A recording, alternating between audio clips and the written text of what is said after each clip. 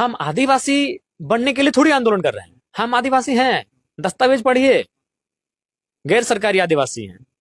और भारत के संविधान में मूल रूप से देखा जाए तो अनुसूचित जनजाति कहा गया है। और जो बार बार कहते हैं कि आदिवासी पैदा नहीं होते हैं, अरे भाई भारत का संविधान पैदा करता है, सही बात है। भारत का संविधान कुछ चीजें पैदा करता है, लेकिन आदिवासी नहीं, अनुसूचित जनजाति पैदा करता है। क्या वो लोग भारत के संविधान के बाहर हैं, या फिर भारत के संविधान को चुनौती देंगे? क्या वो अनुच्छेद 342 को चुनौती देंगे? अनुच्छेद 342 साफ साफ कहता है कि संसद को यह अधिकार है कि किसी समूह को अनुसूचित जनजाति में शामिल कर सकता है या हटा सकता है। तो बताइए पैदा हुआ कि नहीं हुआ? पैदा हुआ कि नहीं हुआ? क्या वो भारतीय संविधान अनुच्छेद 342 को चुनौती देंगे? ठीक है, जन्म से एक आदिवासी होना और सरकार के दृष्टिकोण में होना, दोनों में बहुत अंतर है। दोनों में बहुत अंतर है। तो जो लोग ये बयान दे रहे हैं, बड़ा दुर्भाग्यपूर्ण बयान दे रहे हैं। आप तो सीधा 342 अनुच्छेद जो है उसको ही नहीं मानने का बात कर रहे हैं। वहां साफ साफ लिखा है कि संसद किसी समूह को शेड्यूल ट्राइब की सूची में शामिल कर सकता है और हटा भी सकता है।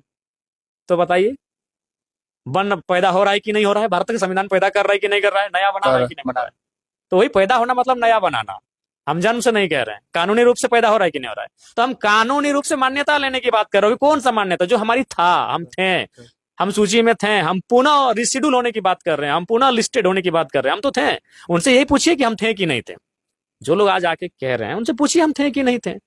तो हम थे, हम पुनः सूचीबद्ध होने की मांग कर रहे हैं।